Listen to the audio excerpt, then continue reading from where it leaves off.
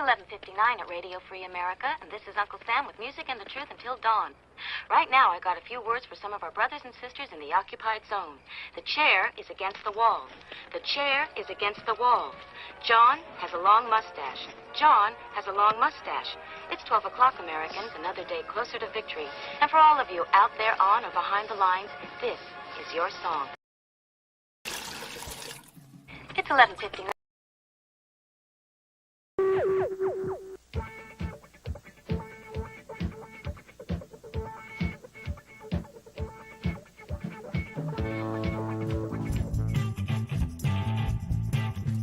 Friday, firearms technology and the gun industry. On Friday's show, it's not just the new gizmo or latest model. We talk about companies, the industry, where we came from, and what's next in materials, technology, and design.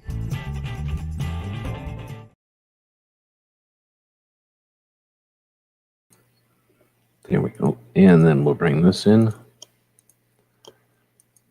All right, so there we go. We're welcome everybody to our weekly wrap-up. We go live on Friday evenings, and we spend some time checking out what's happened throughout the week that's focused on our Second Amendment.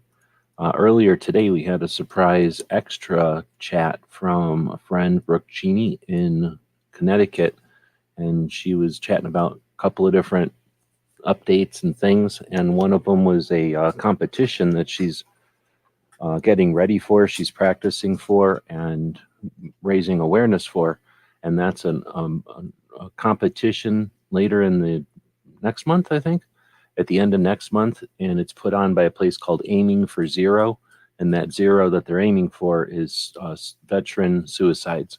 So it's a competition, a friendly competition, a shooting competition, with the goal to raise awareness and probably funding for veteran suicide. It's an organization I'm new to. I haven't heard of it except for when Brooke has mentioned it.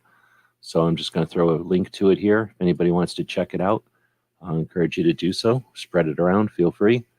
Obviously, the focus there is worthy. So with that, we'll get into the show. We have a live poll when we run the show live like this, when we stream live.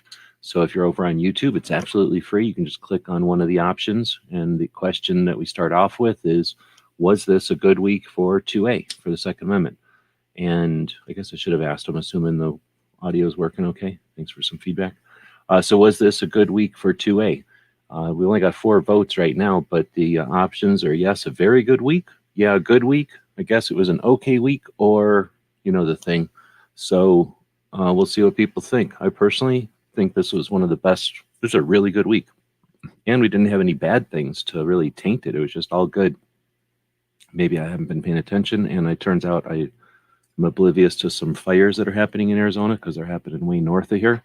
And I really don't listen to the news at all. So, yeah, so aside from that, as far as 2A goes, it's been a good week. And I also wanted to, again, I'll start welcoming everybody in here who's joining us live. But before we dig into it, what we do on Fridays is dig into the description of this video. I'll zoom in a couple of clicks so that you can see it on the screen if you're paying attention. And again, we use the description of this video as an archive of what was going on throughout the week that was interesting. I use it for my script, so to speak, for the evening. But I'm going to open up our Patreon post, because as you see on YouTube, there's no formatting. I can't add pictures or anything. It's kind of stale. It's the 9mm of posts, where Patreon is basically the blog, and you don't have to be logged in or anything. Anybody can go look at it there. We have 153 Patreons. Those are people that subscribe to what we do, anywhere from $1 to more. Some people pay $25 a month, and even more. And if you're a company or a gun shop or something, feel free to throw some money at us. And it allows us to continue creating content like this without a focus on hyping things up or trying to sell you anything. Anyhow, the Patreons allow us to do this. And look at the blog post over here. Much more interesting. I can take little screenshots of what we're talking about and link to some other things and include some other stuff like down at the very bottom, that chart that Wheeled and Armed helped us with a while back. So let's dig in. And for whatever reason, it didn't magnify here. So let's magnify that so it's a little easier to see. But again, before we dig in this week, I did want to take a break and say thanks to the folks that are aware what's happening in real life on this end of the internet, and to the people that were aware and throwing their well wishes. Much appreciated. I am not totally sure what's the conclusion of the results or whatever this week, but definitely a lot of stress and distraction. So appreciate the friendships. And I just wanted to throw out there that, we don't always have anything guaranteed, especially tomorrow. So take the opportunities when you have them to love those around you that deserve it. And even if they don't, consider it. And then, give out hugs, belly rubs, and kisses. Not just where appropriate, but, maybe a couple extra ones once in a while as well. All right, so let's get into the week focused on Second Amendment. So this was a great week. Seriously, there's a lot of good stuff happening this week. Let's see. So we got our blog. That's what we're looking at here. We've got let's start off with Faas, who does his overnight show only every other week. Okay, we all know it's not an overnight show. It's called the late night show. Let's whatever. He names it an overnight show because back in the day it used to be overnight, but it was a pretty decent show. Diversity in the gun community was the topic, and he had S.A. Hinchcliffe, one day I'll get her name right, as a guest. And she's not going to be here in the activist realm much longer at all. Like there's expiration dates on all of us, unfortunately, and her ability, not her interest, but her ability to continue in the realm has an expiration date. It's approaching. So I'm going to do what I can to help coordinate what I can with that. And we had an excellent after chat. So the chat was 2 hours long, and it was a great chat. A lot of conversation with the live crowd there. But the after chat was incredible. If you think of Second Amendment as some kind of giant D&D game, it was as if two magic crystals came together. At least that's what I think is going to happen with the results of that conversation. Some things some log jams, some miscommunications that have existed for more than a year now, 2 years, are going to be removed as soon as the communication can be made. So some really interesting stuff. I'm trying not to gossip, but really cool stuff happened in that after chat. Speaking of gossiping, I guess I should say thanks to everybody that's joining us live. We've got DJ out there, Woods, Kingpin, all showed up early. Wait, way early. Is this the right chat? See, I turned on the wrong chat first. Oh, I guess it's saying 5 o'clock. Oh, no, you got here a half an hour early. Yeah. I turned on the wrong chat to start this whole thing off. So now I got to go back and start a whole new chat here when we start this whole thing, when I'm done with this thing. All right. So DJ, Kingpin, and Woods were all here way early. Then AR Gun 1776. Thanks for hosting your chats over there with the focus on reloading and giving an open forum for long format open forum for people to chat and talk about guns and see what's happening, along with Echo. I don't know if Echo's listening, but for those who are aware and interested, on Echo's show with AR earlier, they talked, or somebody had asked about Dead Horse, and Echo gave us an update that he had chatted with Dead Horse not too long ago, and that while things doesn't sound like things are awesome, he's still chatting with them. So anybody who wants to, again, throw some virtual handshakes and pats on the back out there to a decent dude, Dead Horse is one of them. Let's see, then we got DJ Woods again. Mark is out there. Welcome. Gizzard, who after corks me, so he's in here to make sure I don't go too long, I guess. Welcome. Let's see, who else is out there? Anybody else different? Me from the other channel. So you can watch this on either channel. Maybe there's an advantage to watching it on the other channel. I don't know. And then Clover got in here. So there you go. So thanks everybody who shows up live. We'll see what goes. This is a pretty good week. We'll see if I'm attempting to put more notes in, because some of these things that I refer to that happened basically a week ago, after a week of this week, a lot of distraction and stress. I can't hardly remember some of these things. So I've been trying to leave some notes. Okay, so one of the notes from this Faas show was that the many-hour Afterchat, which might have been a 3-hour Afterchat for a 2-hour show, will have an effect on the future of 2A. Watch, I'm telling you, watch that. And right away, I already talked to barbecue, so there's one result right there. And as soon as I talked to this dude about it, then there's a whole nother thing. Yeah, Dead Horse is a hell of a great dude. Let's see. So then we got Suicide Prevention Saturday. So Brooke, we mentioned, was live earlier today, goes live every Saturday with a focus on suicide prevention, suicide awareness.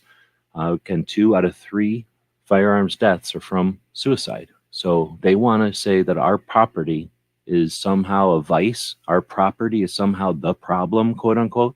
Our property and our desire to own property is somehow the problem, when in reality, 2 out of 3, you could say 6 out of 10 firearms deaths, more than a majority, are suicides, people making a deliberate action, and those can be prevented without touching our property and should be prevented, period. And they should be prevented without touching our property. If we want to prevent people from hurting themselves, is the sane option to take away one implement, one tool, one option? Or is it to help the person or create circumstances that get them out of that situation? We all can work together with non-property related solutions. And Brooke is offering every Saturday bits, tools, suggestions, topics, ways to have better conversations, both with gun owners and non-gun owners, about that with that focus. She does other things too, but on every Saturday, she does a short live format show to keep a consistent effort on that. And again, our goal is to save people's lives, right? Is to help people and to keep people off our backs. All of those are accomplished with an awareness of how to have better conversations. We don't save people. We have better conversations and let people leave us alone and put their effort towards helping other people and attempting to save people instead of attempting to disarm us. Okay, next is let's see, the next one would be Locked and Loaded, who got dropped down to third this week. They couldn't compete with that Afterchat, and I don't remember what happened on Sunday, but I put it ahead of their show. So their show is okay. They were mostly talking about Florida. They live in Florida, and how Disney and all that stuff is going on in their constitutional carry. They got their issues with it. I put in here: active, aware, ambitious, fun, interactive, and innovative. Those are the words I'm describing the Locked and Loaded Latinos podcast with. And I'll still say it's the best, most consistent live Second Amendment focused podcast each week. For me, it also is where I get my insight to some of the news of the week and stuff. I'd rather listen to them cover it in less than an hour than listen to a bunch of other people who listen to shows with a opinion or an agenda, and then listen to people regurgitate that at each other. That, to me, seems like a waste of time. This seems like a more efficient way to get the message, get the information. It only goes through one filter, but whatever. Next up is Barbecue. Every week, Wednesday, he focuses on women in the Second Amendment. I thought it was Second Amendment activism, but basically women in the industry, women in the community, women who are on the move in various ways that have to do with firearms, I think would be the way to describe it. In this case, How I Carry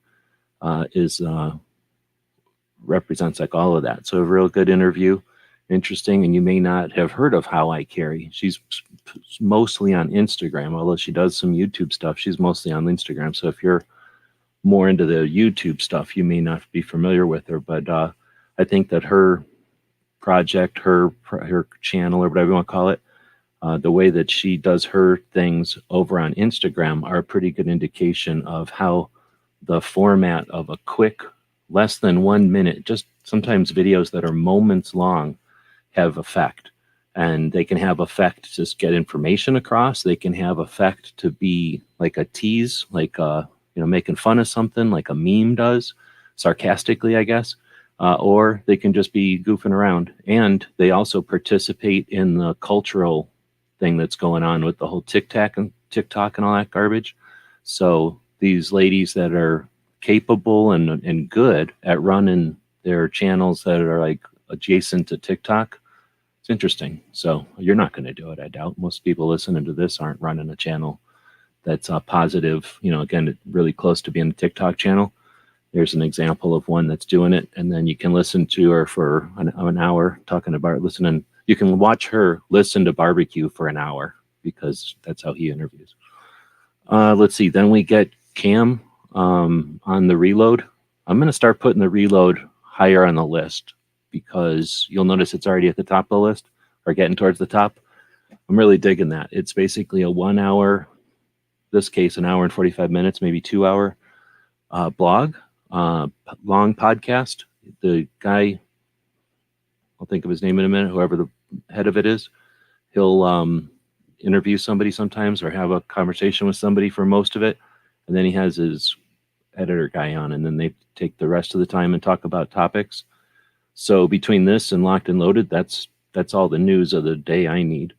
It's kind of slow, but it gives me the insight to the new kids and the way they're doing it. So if you don't have insight to the way the kids are doing it, I think this reload is about the most efficient insight to the modern gun owners paying attention to what's going on, I guess. So next we get to Gun Owners Radio, another new one for me. Show of hands, anybody's heard of Gun Owners Radio? Definitely need to put some commercials in here. Gun Owners Radio is it's a radio show out of California. Here's what I'm going to do. I'm going to give myself a chance to get a break. On Mondays, we focus on being a content creator and the elements of content creation, Second Amendment focused.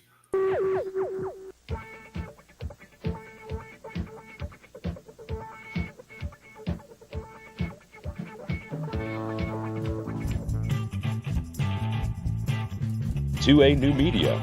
We'll talk behind the scenes of 2A Media, so grab a camera, microphone, your keyboard, or a phone, and join in the creation of 2A Media online. We'll be talking nuts and bolts, give some tips and tricks, as well as discussing software, online platforms, how to network, finance, and have fun with your 2A projects. You know what? If you've got like a 20-second plug for your channel, why don't you post them so that I can hork them and then use them as plugs like that? Because that's actually pretty nice. Running like a 20-second plug when there's nobody in here, it gives you a second. Well, it gives you 20 seconds to just sit here for a second and not be talking, which is pretty nice when you've been sitting here blabbing for 15 minutes. All right, so Gun Owners Radio, show of hands, nobody's listening. Do we think the agents are obligated? The federal agents that listen to this. We got 6 people that voted. That should be 6 humans, unless the robots learned how to vote. So Gun Owners Radio is a radio show out of California, and I have not figured out when it's on. Oh, when did I listen to this? Riding Shotgun with Charlie was on them, and that's why I knew about it, because he posted something on Instagram or something, and then I was like, wait a minute, I'm looking at this right now. Like, I could go watch this. So I did. I went over to YouTube and watched it. Didn't have a lot going on this week with big, long-term projects. So I was able to watch this, and it was all right. I guess it was a radio show. So first off, it's you either dig the radio show format or you don't dig the radio show format. But a radio show format in real time means commercials and the constraints, I guess, of the hour clock. So they start at the top of the hour and they have breaks, and then so they have these plugs and intros and outros and stuff, and then segments. So it's more formatted than your typical live conversation, but definitely more convenient than listening to it on an actual radio. So because Riding Shotgun was Charlie on, I used that as an opportunity to go check it out. I mean, I've heard of the thing before, but I had I had never listened to it. So it's California focused for sure, but it's gun topics with the California focus. And I think they kind of have to. It is a California based organization, and I think it has something to do with Southern California Gun Owners Association, or at least they're heavily affiliated, or the people are the same people or something. But even though it's got a focus on California, it's still gun-related topics. And if you need to learn about California, you could sit there and listen to somebody from California cry and complain about it, because some of them do, not all of them. But that's one way to learn about it. Or you could just listen to their conversations. And when they talk to each other about stuff, you can glean all the data or the info that you need about what it's like, the plight of a Californian gun owner. So it was pretty interesting. But the format was a little, I don't know what to call it. Like it would be something I'd listen to if I was doing something else. I would not want to sit there and listen to it because there's too many breaks and commercials and stuff, because it's live. So you're dealing with all of that. So they must be on some kind of a station that has quite a few pieces of breaks, the network breaks and then the local breaks, because it kept coming back in and out. And since I'm not familiar with it, it was a little jumpy for me. Makojo says he's heard of them, but only watched a couple of shows. And I don't know if that's the same thing. It's not that maybe it's cumbersome. And now here's the thing. And now as I'm saying that out loud, as I'm describing it and saying it, because I hadn't said it until now, I was going to mention that if you go to look at, like if I went to my YouTube thing right now, especially if I just went to YouTube. So on the screen, I just clicked on the YouTube logo at the top left, and that's going to bring you up to just plain old YouTube, everything it thinks you might like. But if I go to my subscription thing in the menu, it's going to show me just the stuff that I subscribe to. Now, I was just watching Team House right now. That's the reason I'm late, because I'm over there watching that all the time. But if I scroll down through my subscription list and you start to see some of the channels, all of this red stuff, Gun Owners Radio, Gun Owners Radio, Gun Owners Radio, Gun Owners Radio. Yeah, it's a stupid color, I understand. But Gun Owners Radio, all those little pieces are of that radio show that I'm talking about right now. So what probably happens is they understand that it's kind of clunky. So they probably chop it up so that people don't need to listen to the whole thing. So that's actually, I was wondering why they chopped up every single segment into its own piece, when a lot of other lesser shows would take each half hour or each segment, and if there was 2 or 3 guests during that segment between commercials, that's the part you get, because that's the part they have recorded. So it looks like that might be a necessity if they chop it all up, or a little extra by chopping up each segment to make it possible for you to reference it. So if you're a guest on the show, you can reference just your segment. If there's a topic or something that's of interest and you're making something like another video or a blog post or something, that's nice to be able to have a slice instead of having to point to the whole loaf. But that's a topic for Clover in one of his chats, if which one's better strategically. I imagine they do both, and so does the Reload. Since they're sitting right here next to each other, the Reload isn't a radio show, but it does slice up its 2-hour conversation into a whole bunch of individual ones. But I'm not sure. I'm going to talk to them if they do that strategically or if they do that for some other focus, for some other reason. All right, next we get to Eye on the Target Radio, which is Amanda Suffolk and Polite Society Podcast. She hosted on Polite Society Podcast. I didn't make any notes, so I don't know why I've posted this one. She's probably talking about her fashion show, I think. That's coming up at the NRA. All right. Then we get the bullet, which I don't know why I have it. Oh, I have the bullet in here because me and DJ were in there dealing with that. Well, DJ came in at the very end and was dealing with it. But you think you've seen spam before? It's probably going to say that, knock on wood, a bunch of spam's going to come in here. But I don't know who's after Paul or what, but man, I'd never seen spam like that before. That was, I've been on this YouTube for a while. I've been on the internet for a while. That was a lot of spam. They got a lot of spam. So, or whatever, troll weirdness in the chat. Somebody was putting a lot of attention. I figured out what they were using, FYI. So now I know how to do it. But it's way more effort than I'm ever going to put into wasting time on something like that. But that'd be interesting.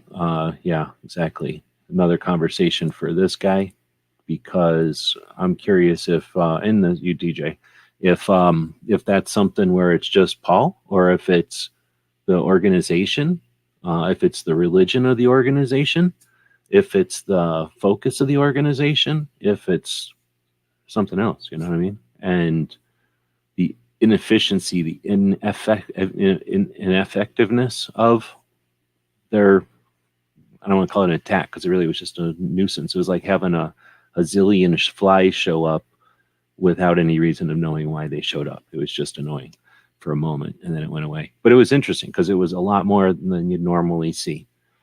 All right, so I put that in there. Otherwise, the show itself, well, Paul's had a couple of good shows this week. Let's see. Then we got another one where, let's see. I've been listening to this show on Saturday mornings, and I mentioned it whenever he was on Riding Shotgun with Charlie, that this show that I listened to on the regular radio in my house, like a regular radio in Tucson, plays this radio show from a gun shop in Massachusetts, and it seemed okay. And then I listened to it again, and it seemed even better. And then it cuts off after an hour. I was like, dang it, I'm going to have to go figure it out. I went to their website, and I couldn't figure it out because their website was too weird. I couldn't figure out what was going on. It just said, play now. And I clicked on it, and nothing would happen. So I didn't know what was going on. Then I figured it out.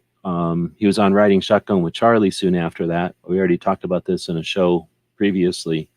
So now I've been following the dude's YouTube channel. I found the Gun Shop's YouTube channel, and they broadcast a lot. So it's not my new favorite channel. It's not quite Johnny Roland Shooting Show.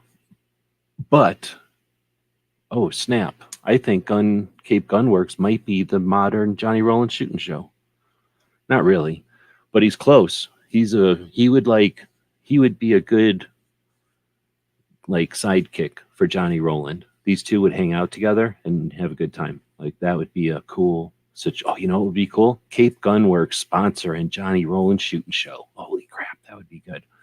So I've been digging Cape Gunworks. Toby, it's authentic, real. There's no way to fake it. He's just doing his thing, enjoying the shit out of the community and the industry and the tech. So if you dig any of those things, I'd recommend checking it out. It's super cool, and it's not new. So that means that they're comfortable being raw, and that you don't get that. That's super authentic. It's one of the few authentic things I've found in a while. No, I don't say that. It's one of the cool authentic things I've found in a while. Super cool. Definitely looking to see, and they're going to bombard you. He uses the hell out of the internet, but in a good way. Let's see. So in an inspirational way, you could probably learn some stuff off of what they're doing there, actually. We'll put this one in here about the two huge errors. I don't know if they're huge errors, but did anybody see budgets? Or no, what is this? Guns and Gadgets, the non-budget guns and gear dude made a video about how there's these errors. So curious to see what people think about these errors. There's other chats that rip off good chats. That just kind of do something similar, but they refuse to actually ever talk about real topics or write down real topics. The potential of these two huge errors in an actual conversation, man, that would almost supplement a decent show. But nope, they refuse to ever write down actual topics and then address those actual topics. Let's see. Then we have Santee TV over there talking about flying with a firearm. So here's my point this week with this one. Santee is a cool channel. Check it out.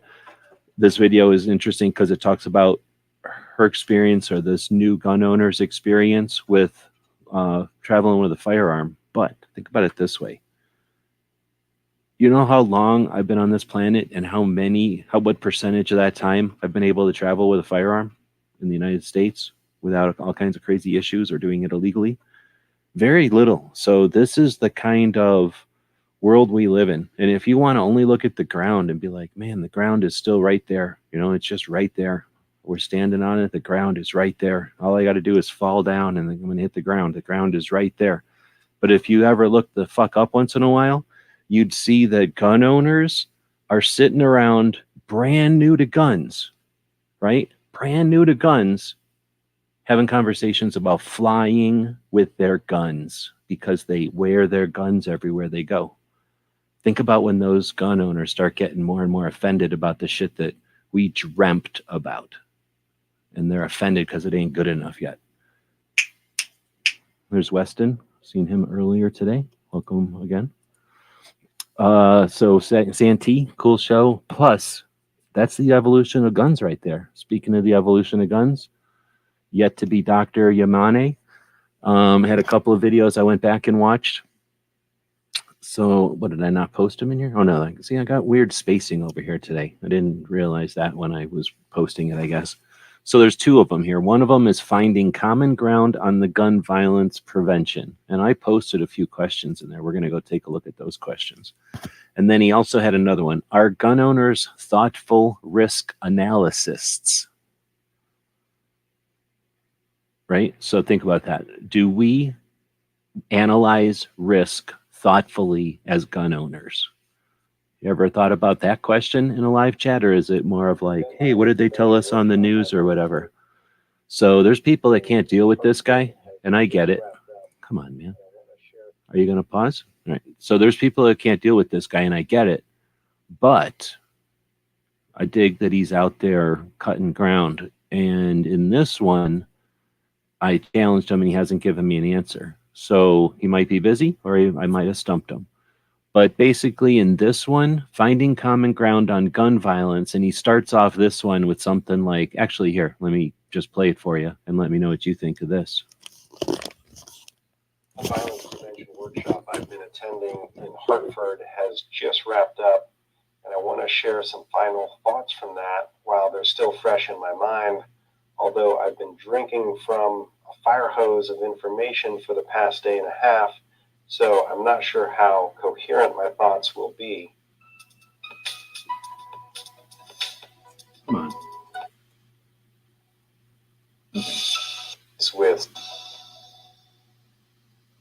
I was privileged to spend the last 2 days with some of the researchers who are trying to understand and reduce the amount of gun violence in the United States.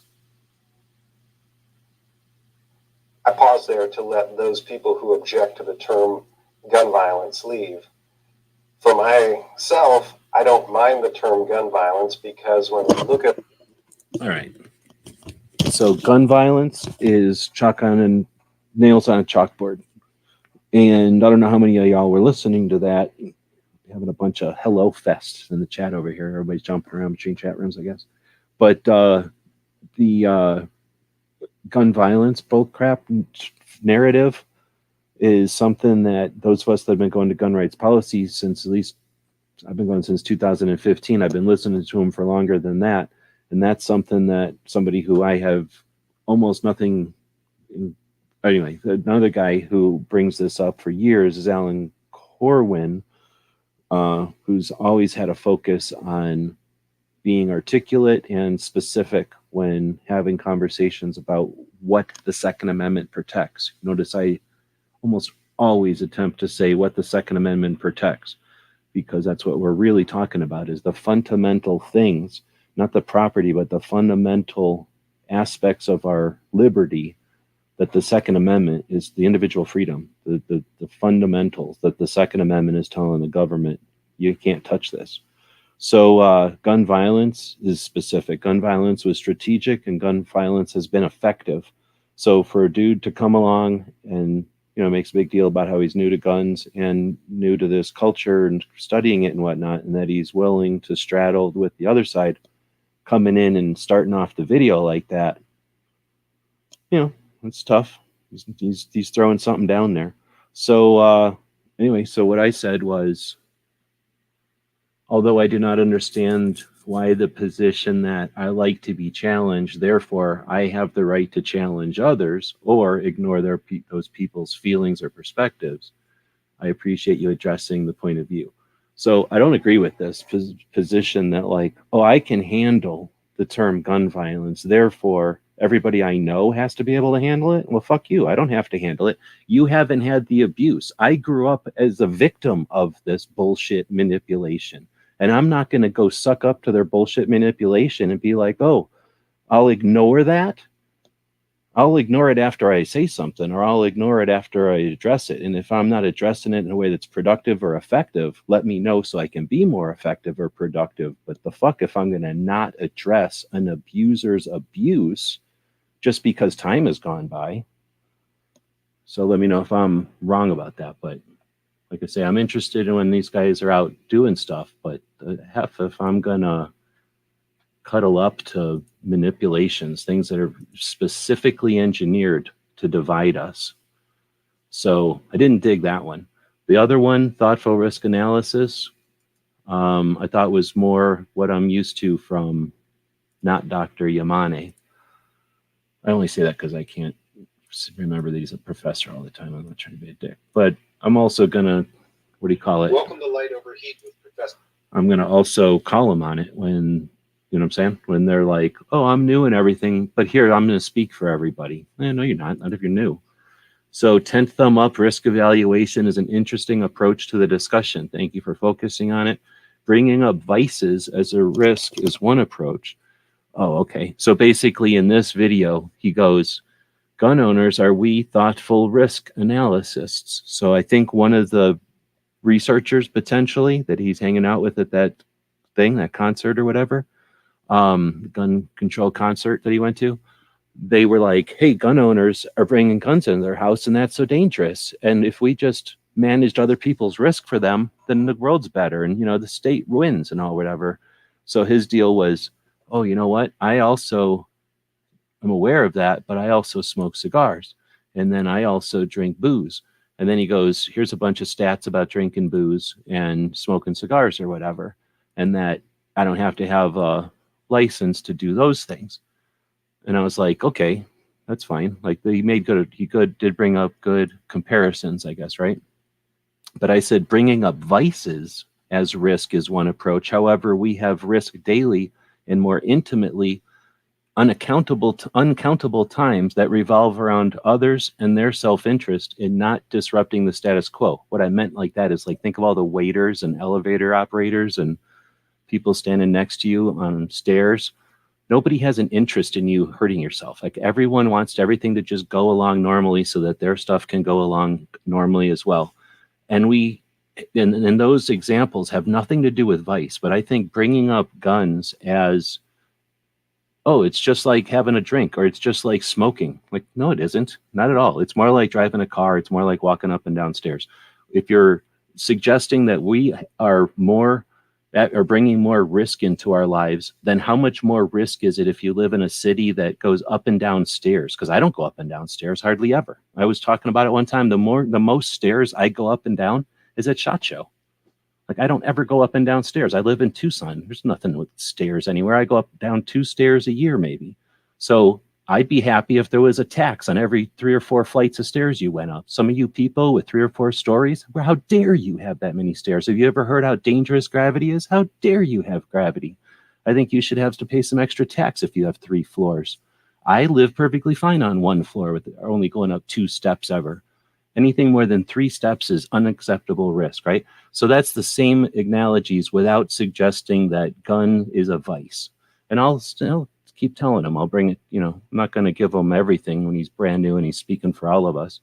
I wonder how well this approach will work on someone who, as you say, is focused on the risk-averse approach to a firearm, like telling a person afraid of fire not to worry about the flame because there are many more flames around them every day. Does that help them reach a manageable level of risk tolerance, or does it offer another result? So that's the other thing, is if to suggest, hey, don't worry about guns because we also drink all the time and we're also smoking all the time. Well, what the hell, guy? Like, how about you use an example that isn't going to worry them more? If they're prone to worry about other people's responsibility, why suggest to them that there's even more? So basically what this guy is doing is what Professor Yamane is doing is a very similar argument to all the other arguments that have ever existed. Leave me alone because what I'm doing isn't as bad as what I could be doing or what they do or what you allow that person to do. And I don't think that's at core our argument here. Our argument should be all throughout time, people have been doing what you're afraid of. Recalibrate your measure of what you're afraid of. Because as many cars as you see in the parking lot, there's that many guns in your field of view. And you're not at risk of those cars and you're not at risk of the guns. We need to get people to recalibrate their perception rather than try to suggest to them that their perception is not valid. That makes sense? I don't know if that's working. But anyway, I'm not always going to rally behind these people, especially the guys that are pretty much jumping up and down and getting a lot of pat on the back for hanging out on both sides or whatever. And I want them to reach both sides and not just listen to a couple of people on the gun side and say that they reached, they talked to all gun owners. Speaking of all gun owners, let's go on past brand new gun owners and talk about the opposite end of the extreme, the Williams Family Museum. Now, if you'll remember, when I first found this channel, 50 subscribers. If you were listening to this weekly wrap up, you could have been one of the first 50 subscribers to this channel. They're well on their way to 1,000. I would suggest that next month, perhaps before the end of May of 2022, we'll probably be doing a 1,000ing. So if anyone is watching this channel, not our channel, but the Williams Family Museum channel, and you notice that it's getting close to 1,000, let us know. I figure once it's in the 900s, we'll just go live until it's at 1,000, because that's what we're going to do if we can do it. So let us know, and we'll be looking forward to the 1,000ing of the Williams Family Museum. So a family, right? That's good. Northern Nevada, nothing wrong with that. Bunch of guns in a collection, cool. Grandpa puts them in a room so everybody can look at them. Right on. Has semi-private tours for differently abled folks he brings out to do shoots at his ranch, 4-H and civic organizations that do get-togethers and have cookouts and shoots at his ranch or his place or whatever it is. And he lets people in on these small tours, and then eventually he retires and opens the museum up virtually and maybe a little bit in real life. So it's called the Williams Family Museum. It's epic. You live in a time, listen to this, set everything down right now and think about this. You live in a time where you got Dragon Man. You got Dragon Man. I didn't even bring up Dragon Man this week, but Dragon Man has never stopped doing nothing. Dragon Man this week has done all kinds of cool shit, including a car show and doing all kinds of epic museum upgrades and stuff. So I just didn't show up at Dragon Man this week. But you live in a time where Dragon Man exists and he's rocking. Like he is in the prime time of Dragon Man era. And you've got the Williams Family Museum starting. You've got both. This is like having J.M. Davis. You realize that? Like if J.M. Davis had a YouTube channel, except he also hung out with somebody who's cooler than, I don't know, somebody who's cooler. Who's cooler than Dragon Man? He's hanging out with Dragon Man. It's like J.M. Davis and Dragon Man are both together. It would only be better if Browning was somehow summoned. Anyhow, we got the Williams Family Museum this week is focusing on reloading safety. And we know there's a lot of reloaders out there. And firearm safety. And what the hell am I, like 40-something years into gun owning, want to listen to a reloading safety or a firearm safety video? They're that good. They're worth listening to. They're only 10 minutes long. The long one is 10 minutes. The other one's 4. And it's just what you'd expect from an awesome perspective or, approach to sharing the enthusiasm of firearms. Awesome stuff. Honda, the other end of the extreme. Honda is out there, and Matt and Honda did some deal where Honda went on Rumble, and then Matt went on YouTube and pointed to Honda on Rumble, and that was the first person I knew who did anything on Rumble. So I went over and watched, and they were live on Rumble. Rumble sucks ass. I wouldn't bother with Rumble. It's worthless. So I would literally not even bother with Rumble. There's nothing good about Rumble. It's useless. So that chat was just a regular Honda chat or whatever. It just happened to be over on Rumble. But as an experiment with the Rumble platform, Rumble can suck it. It sucks. Don't use it. I'm never going to use it. I'll look at stuff over there and that's it. It's useless. I'm never going to put stuff on Rumble again. Let's see. Unless they change. If they change, obviously, we'll see what happens. But I don't see them changing. It looks stupid over there. Clover, this dude was posting some kind of reckless dragon fighting. I don't know what's up. He got these 2 little baby dragons and started having them fight each other.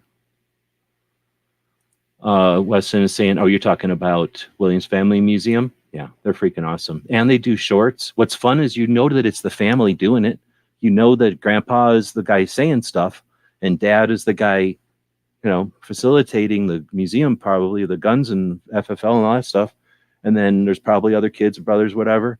And then one of the grandkids is running those cameras and probably editing. And that's hopefully some kind of collaboration. Oh, man, everything about that's super cool. All right, another commercial. Let's see. This one. This is what we do on Saturdays.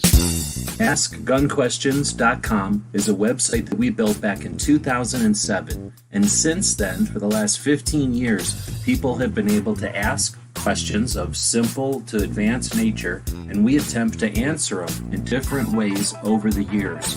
Join us now as we start a new series to answer gun questions. Clover saying, yeah, I had a horrible experience with Rumble. I can imagine. It's shitty. And then I keep going back and just to see if it gets better. No, it's not any better. It's horrible. And I don't see it getting better. Seriously, it's garbage. And we've only looked at every other platform that exists. So I'm only comparing it to every other platform that has existed or exists. And I don't like Discord and I don't like Rumble. They can both go suck off. And Rumble's nowhere near as good as Discord. At least acknowledge that Discord has use. Well, shitty use for like cowards, but Discord at least has tools and functions. Rumble's like a worthless Discord without any tools. It's garbage. All right, so it's getting on the opposite side of all that. Let's start with this. Back to Clover posting these random lizard fights. I don't know what's up with that. Might be what they do in Texas for fun. Maybe it's gambling, but a lizard died. All right, and then we have Ken Blanchard is posting an update, which is nice. It's not necessarily best news in the world, but especially this week for me, it was nice to get an update from Ken to the world, I guess, right? So just again, remember to rub them peppy bellies and, say love you more than once in a while and give people hugs when they need them. And then we get to Shooting Left Center. Yankee does a podcast. He invites me on it once in a while. Matt's on there. Was anything good about this one? It wasn't bad. It wasn't great. But it's fun to get together and chat with them guys. Well, I got to chat with them about some sci-fi movies and stuff. Matt keeps talking about having a sci-fi channel again. So I'm going to try to watch when he does those. I think I'm subscribed to his other channel. But it is fun to chat with these guys. But usually they're watching the news all the time, Let's see. So then we get into some of the military podcasts. And there was really good ones. I'm going to start with the less interesting one. Was this guy from what is that? Dutchland, wherever Dutchland is. It was interesting because I never heard of them either. They're kind of like wannabe SAS guys, I guess. I mean, I'm talking shit, but I've never heard of them before. So it was an interesting conversation to just hear about them. But this guy was up against some heavy hitters this week. So Team House, which is on like literally right now, chatting with one of the horse soldiers, the Green Berets that first went into Afghanistan after 9/11. They're on episode 143. It's live right now. Like I said, that's the reason I was not here on time. But last week they had a SEAL on, Ben Milligan, and difficult one to listen to because the guy talks kind of low, for me at least. Like I'm kind of deaf, so it's hard to hear, but an interesting one. And it kind of talks about the SEALs. He writes a book. A lot of the people that they interview on these military podcasts have written books, or there's a reason why they're being interviewed at the time, right? As opposed to just randomly interviewing people. So he has written a book at some point, and the book was instigated by, I think, his grandma asking him, why are Navy SEALs in the desert? Because she figured, Navy SEALs should be doing something in the water. Because their whole thing is, sea, air, and land. So he started to look into it, and this interview is his shorthand version, like 30,000 foot version of the evolution of the SEALs from buds and stuff. Really, really, really interesting. I can't tell you how Team House is definitely my favorite consistent military podcast. But I mean, as soon as I say that, I'm about to talk about another amazing one over it, Mic Drop, and then Combat Story is freaking amazing. So all three of these are worth listening to. But this one's neat if you're interested in SEALs, I guess. This guy's story is interesting, but he also explains how SEALs basically get out of the water and go after stuff. And it's because they're SEALs and they're not going to be content to just sit there. If there's a war, if there's something going on, they're going after it. And when you're interested and you are able and you go, then, you know, unless somebody's already standing there, you're going to get what you want, especially if you're a SEAL, right? So basically, it's an interesting story. Then you get to another SEAL. Mike Ritland is Warrior Dog Society. And here, we're going to listen to it, actually, because I had never heard him just say it as succinctly as he did. So if anybody remembers, I forget which Survivor show it was, but one of the survival shows was with Lodi. What's his name? Cody London. I don't think that's how he says it. That guy is really cool. He's legit. Everything I've ever heard, people know him and stuff. He's legit. And this is a cool interview with him. And then Cody towards the end says, you know, I wouldn't have even done this interview with you, Mike, unless except what I did some research on what you're doing with the dogs. Listen to this. 3 times. Instinct Rock. Are you kidding me? 0 times. Come on. That way I believe in more important news. And, these dogs didn't volunteer. They were bred, raised, and trained for a purpose. And the least we could do is at least give them, the dignity and grace of living out their life to the best of our ability as humans. Yeah, thank you to do that. Thanks. Oh yeah, yeah. It's, like I said, it's a pleasure to be in a position to even do that. So I'm honored to do it. But That's pretty cool. So yeah, that's a really good interview. Definitely worth listening to. This was on this morning. I was supposed to be doing stuff, and I said, I'm not listening to this. I just kept listening to it. It was really good. I've listened to Cody interviewed on other things before.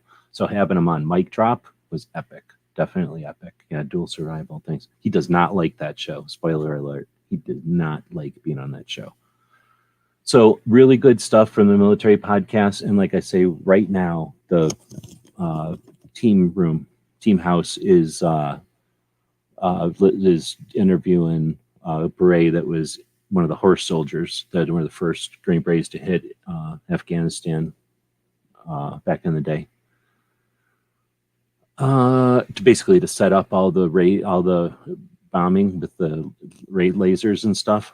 All right, well, I won't get into it. But anyway, then we had some of our stuff happen this week. Mike is out there, I think.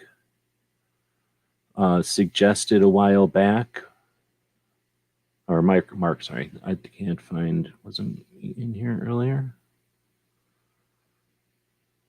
Anyway, Mark had suggested making a funnel for the black powder NAA mini revolvers. So we went live, and I think in like an hour, maybe 2 hours, while I was listening to Toby on Rapid Fire Radio. So it turns out Rapid Fire Radio, did I finish that story? That they're live on Wednesdays, and that's when they record their show. I don't know if I even, something happened and I didn't finish that one, I don't feel like. But Toby was live on Wednesday. He's been live a couple of times this week. And on their main radio show, they record all 2 hours of it, or the full 2 hours of it on Wednesday, and then it gets syndicated, and an hour of it gets broadcast to me in Tucson on terrestrial radio. So while I was listening to the actual live version on Wednesday, which, spoiler alert, was perfect timing for what I've got going on this end of the internet, just a perfect time to be able to just do something that didn't matter. Listening to that show and fiddling around with that project was freaking great. So anyway, I was able to come up with kind of like a first draft, then we did a second draft, and then a third draft, and all that stuff is now on its way out to Mark. And then while I still had the wiggles in my finger or whatever, I sat down. Was this on? I think this was during the mouse party, and did this little mini revolver. So wailed on a couple of different 3D projects this week live. And then we had the tactical quiz, posted that up here. Last week's Ask Gun Questions is posted in here. I think we had a pretty good one. I keep trying to chop that to an hour, but we were really riffing good, so it ended up being 2 hours. We did do a robot chat. Again, I've been trying to keep my head off of stuff that's happening in real life over here. So did some bullshit robot chatting, but actually some real strategic stuff, because basically we got a lot of catching up to do if people think they can just walk outside and it's going to be Red Dawn or something. It's going to be Red Dawn mixed with the battle scenes or the robot scenes from Terminator. And then finally, Wheeled. And I did this project a while back and did this little bar graphy thing with the tasks of the ATF, the alcohol, which is responsible for 100,000 deaths each year, tobacco, which is 500,000 deaths each year, and then firearms, 11,000 deaths each year. Yet they continue a fixation as if firearms are a health epidemic. Literally, they're suggesting that firearms are a health epidemic. Health epidemic, the thing in their description that has the least effect on society. Right on? So, tobacco, no license required, no regulation or enforcement required. No serial numbers required, right? No possession of ownership, like, or whatever, knowledge of who's in possession of the property. Nothing. Alcohol, come on, man. Firearms, turn them all in. Mr. and Mrs. America. All right, with that, we're putting the Instagrams on their own show. Gizzard's about to come in here and start doing one of these on the ceiling. So he always invites this one woodpecker over to do that. So I better hurry up. You can go watch this thing over on Patreon, or look at this thing over on Patreon where it's cooler. So it's got the pictures and I can format stuff and stuff looks gooder. If you want to subscribe to what we're doing over on the Patreon, we encourage you to do so. I recommend you take $20 each month. You take $5 and throw it at us. Take the rest of that $20 and divvy it up. If you go look at somewhere in here, if you look at who we're supporting, I think you'll get a big list of maybe 30 different channels or projects that are happening on Patreon. So divvy it up. Give $2 to this, give $5 to this one, give $10 to somebody. And then each month, look at that. Think of it like an investment. You're investing in the content or creation of content. And if it's not what you're looking for, move your money around. It's $20, right? After 5 months, you're going to spend $1. And then, honestly, take a look at that $100 as a capitalist. Was that $100 better spent on people like CloverTac, who's over there investing his time and efforts in making other content creators better? Is your investment in that? Look at some of the people that we're supporting on Patreon. Is it like Katie's Train and Learn event, where he's bringing people together to enhance their skills so that they're better, more proficient at firearms? And those people who are teaching them to be more proficient at firearms are learning to be more effective online, bringing those people together to have experiences and to grow together. So you can be an venture. What is that called? Venture. I can't think of it. You could be an investor, though, in the creation of what's next. So think about it. And if after you spent $100, if you can literally come back and be like, that was the worst $100 I ever spent, DJ will give you $100 worth of things that were once worth $100. Guaranteed.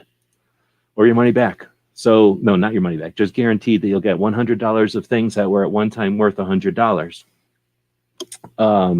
But I suspect you're going to go, wow, that $100 was well invested. And I'm stoked because now I'm part of that.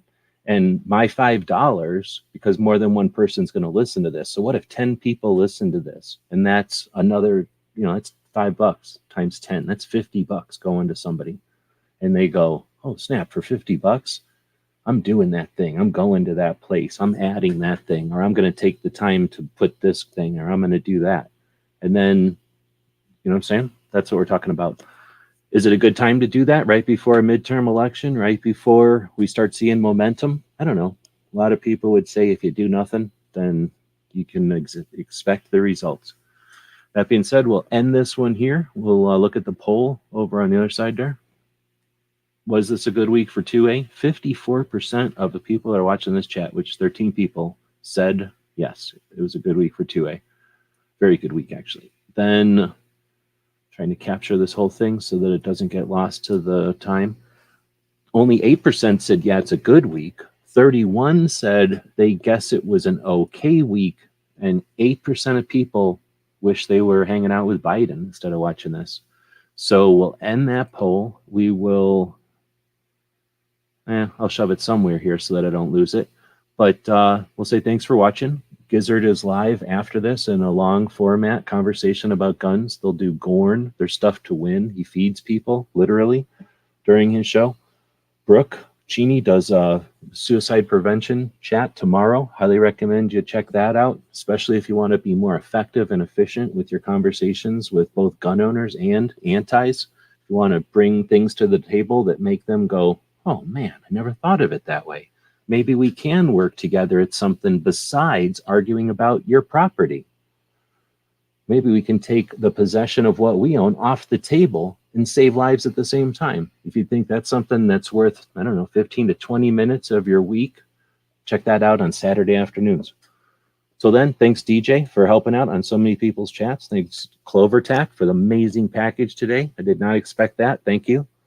And Woods for being out there and being a human on the other end of the internet that makes it possible to do things. Weston, what was it in? You were in Mike's chat, the Mike Drop chat this morning, right?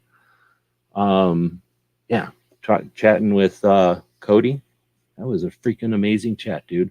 The only thing that would make Mic Drop better is if it was live, because the Team House is live right now. But that was freaking awesome. So thanks, Weston, Patreon, if I remember correctly, and Kingpin for being a foundation in the community. Oh, G23 also live tomorrow.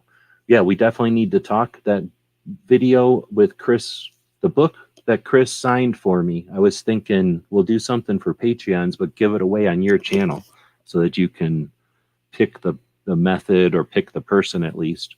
We're not really allowed to do giveaways on Patreon, so we'll call it something. But I was thinking if you're down, we'll make the conclusion of it on your show. Not necessarily tomorrow. Like I've got some things happening in real life here. I don't really want to get too tied down this week, but perhaps next week. Oh, there's Mark. So thanks again to Mark for the inspiration and the support. Like really, thank you very much. In fact, Mark has been very supportive. Thank you very much for that.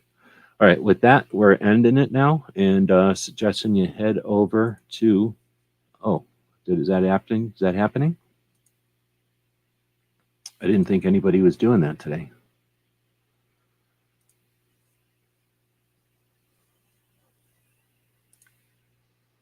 If I go down here and pick the right one, finally, instead of not picking the right one.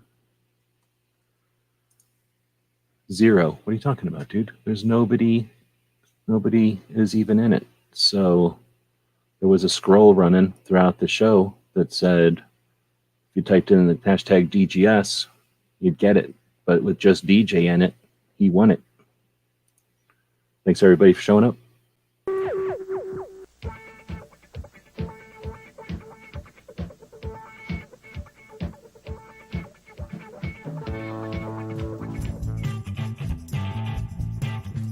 Friday, firearms technology and the gun industry. On Friday's show, it's not just the new gizmo or latest model. We talk about companies, the industry, where we came from, and what's next in materials, technology, and design. Hey, did you know that you could help support our future projects and let everyone know you're a fan of what we do? Check out our print-on-demand store. We have a tab here on YouTube. When you click on it, you can choose from a bunch of different items. We have shirts and posters and coffee mugs. Click on the one you like. When you find the design you want to put on it, choose a color and a size if it's appropriate. And when you purchase these items, a portion goes to help fund our future projects. We really do appreciate your support. You get some cool stuff. When you get that stuff, post pictures here and on other platforms, and we'll hook you up next time you order from our Gear website store. Thank you for your support of gunwebsites.com. So let us know what you think. We'll be watching the comments wherever you find the video, over on gunstreamer.com or on guntube.org. Thank you for supporting our projects. If you'd like to buy us a cup of coffee, Check out our Patreon channel. The guys and gals of gunwebsites.com encourages you to take a CCW class every year, practice at least once a month, and carry every day. Thank you for watching gunwebsites.com.